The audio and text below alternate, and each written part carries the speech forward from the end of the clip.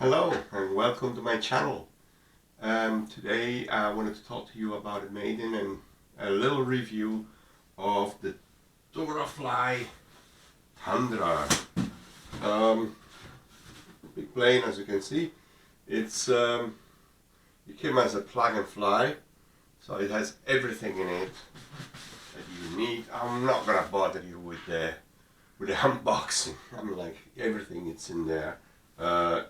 The only peculiarity there was, you got all the hardware, like, all the metal and all the different parts stuck underneath here. So if you open it up on the front, you'll see that there is no screws, nothing there, and then all of a sudden there is a sign saying look underneath, and there you go.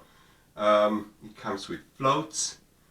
It comes with donut wheels. The floats are like there, so you can mount them up if you wanna just like go and take off and fly from the water and land on water. You can. It comes with an FPV cradle made of balsa, which I haven't put together yet because I'm not like so much into FPV, although I'm like a little bit of it myself sometimes. And yeah, it has a great instruction manual, very well made. Has a little thing in it, but we'll go with that afterwards.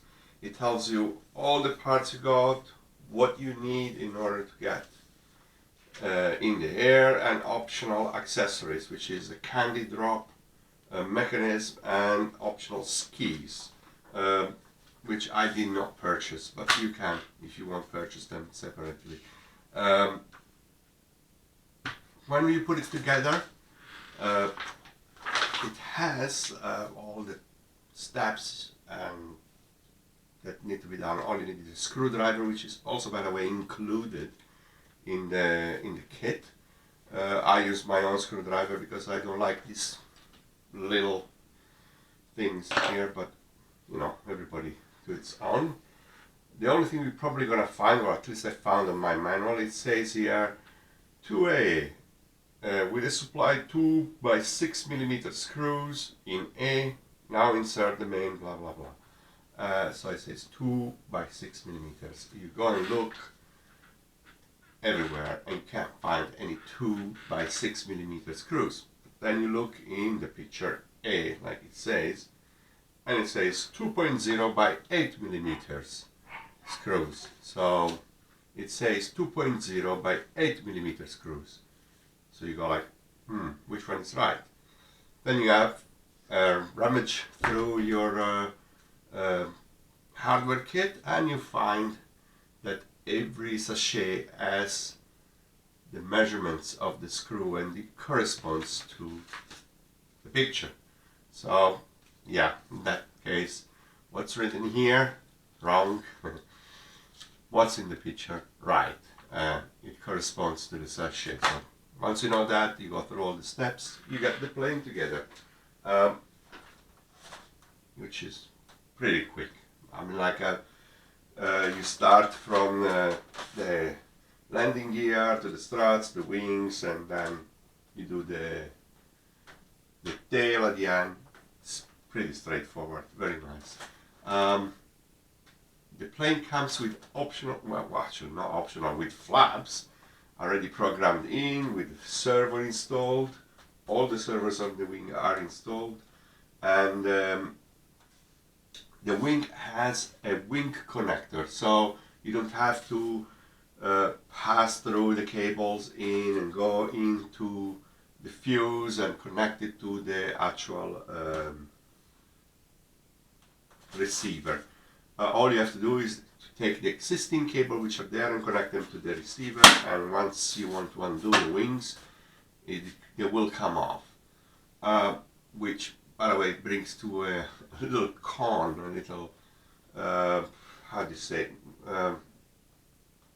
it's something I don't really like. It's the fact that if you go to the field, normally I fly from grass, I fly from like rough terrains, I never fly from like a sterile piece of tarmac or it's the right piece of cement, and you got screws that keep the wing together, yeah, big.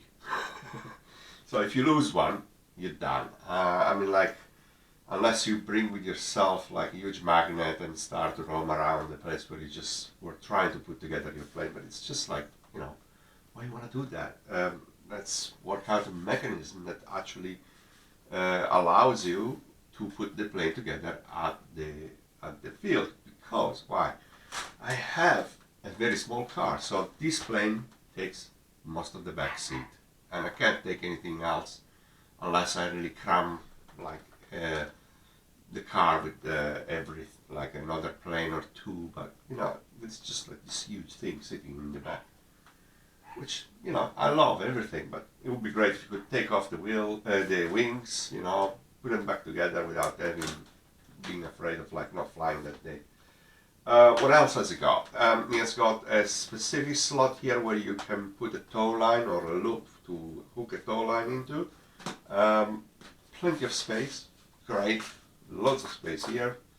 It comes with this ESC. It's Aerostar 40 ampere ESC, so more than what you need, and a lot of space here. I put a nose, propeller nose here because I came without it, but you know, it's very easy with a super cheap one. In aluminium, it looks like a bit nicer. The donut wheels are great. As you can see, I already start to use them in the UK mud. I mean, never stopped raining for 3 months here, so there, that's how you go. We're just like floating in mud. The actual landing gear is spring loaded, which is great, because if you have like the little rough landing, no problem, it will handle it immediately, it will amortize the whole thing. The struts are very nice and solid, so the whole plane is very rigid and it flies well. Out of the box, it's, you know, like very little trimming. Probably it was me not just like putting everything together properly. It's a stall, short takeoff and landing, so it means the flaps are needed for takeoff and landing. It will take off in about 5 or 6 meters if you want to with full flaps, but remember to program in some down elevator when you put the flaps on, otherwise it will nose up and like tip, or it will loop on you if you're trying to land. That's not that good, because a loop nearby the ground is almost nearly a crush. What others pros I have for it? Oh yeah, it's very docile. It will slow to almost a halt and it will still fly. Of course, if you just like slow it very much, it will just like tip a wing, like every plane. So be careful on that, but it will slow almost to a halt. It's incredible. And that's it. Another little con I have for it is just like no battery cradle. So if you have, you put Velcro here, but if your battery have like the same type of Velcro on the other side, forget it. You got to tape them in like I did here. It would be good to have a little cradle there, so you can just like get your CG and go and fly, and that's it. On another note, it also could be fast. It has a very nice prop, carbon fiber prop, which I had to balance. So be careful when you put it on. See if it's balanced, because it's just like it flies nicer, it's less noisy, and it's more efficient. I had to put a good wall of tape here, as you can see, so it doesn't come balanced in the out of the box like everything. That's it. Well, I enjoyed the Maiden. I hope this helped you. I think it's a very nice beginner plane. It flies very nice out of the box, and it can be easily landed. Well, enjoy.